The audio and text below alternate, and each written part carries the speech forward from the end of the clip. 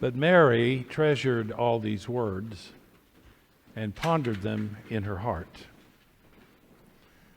The beauty of Luke's narrative seems so appropriate for this time of year when many of us are experiencing the warmth of the season, recalling the time-hallowed images of the Christ child laid in the manger, the pastoral images of shepherds coming to see him, gentle animals gazing at this new thing God had done.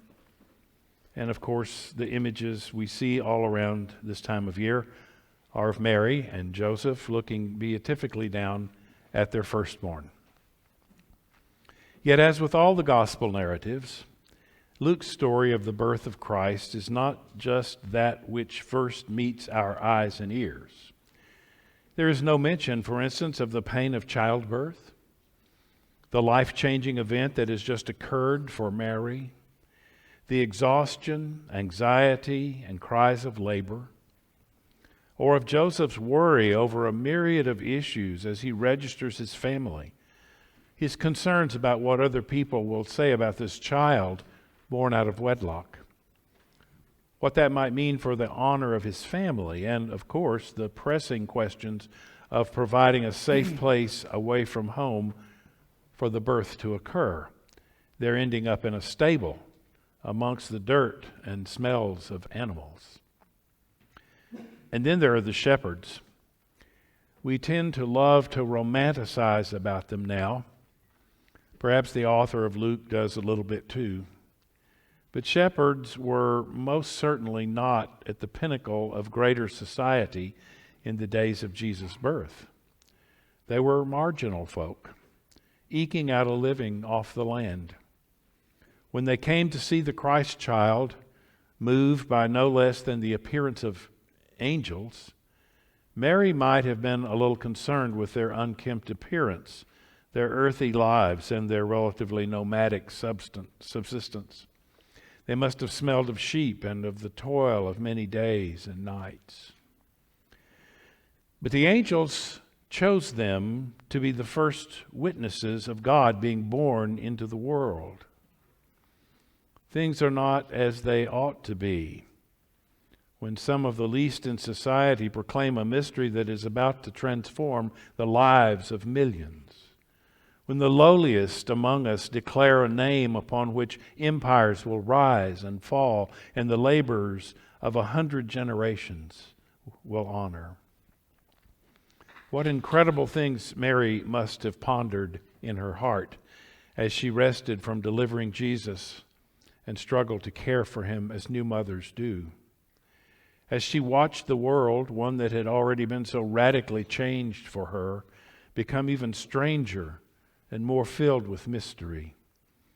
There seemed no ending to the ways that God was turning her and Joseph's lives upside down. And this story, one that we might hear again year after year, brings good news into our midst.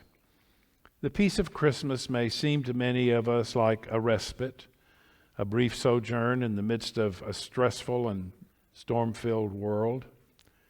For others of us, Christmas is a time we reflect and remember the joys of our youth. Yet for others of us, we get together with family and friends, sometimes in joy, sometimes with a little bit of trepidation, and often with both.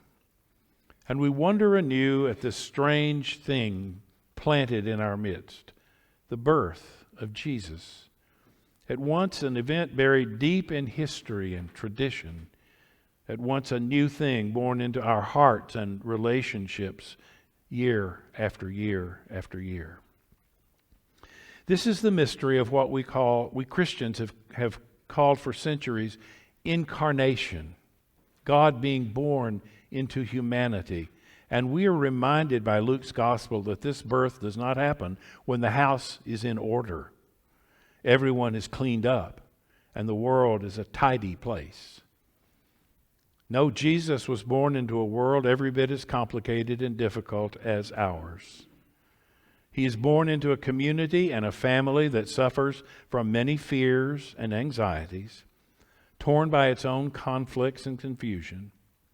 He's born into a place where the first witnesses to who he is and who he is to become are not the experts or the high and mighty. They are but lowly folk, residing, and barely so, at the edges of society.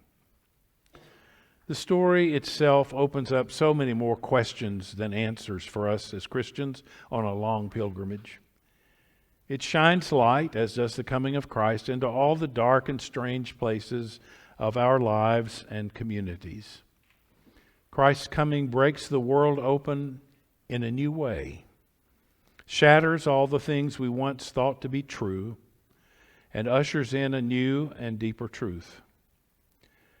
Just as a newborn child changes the lives of any family and community, just as a stranger coming into our midst causes us to stop and consider ourselves and everything else anew. And the peace of Christmas comes too, along with the angels. It comes into the center of our busy and messy lives. And as the gospel reminds us, it comes not only to bring respite, but transformation. We are called to behold the mystery of a God born into our humanity in the most unexpected ways and places. And like Mary, we're called to be transformed as we treasure all those words and ponder them in our hearts. Amen.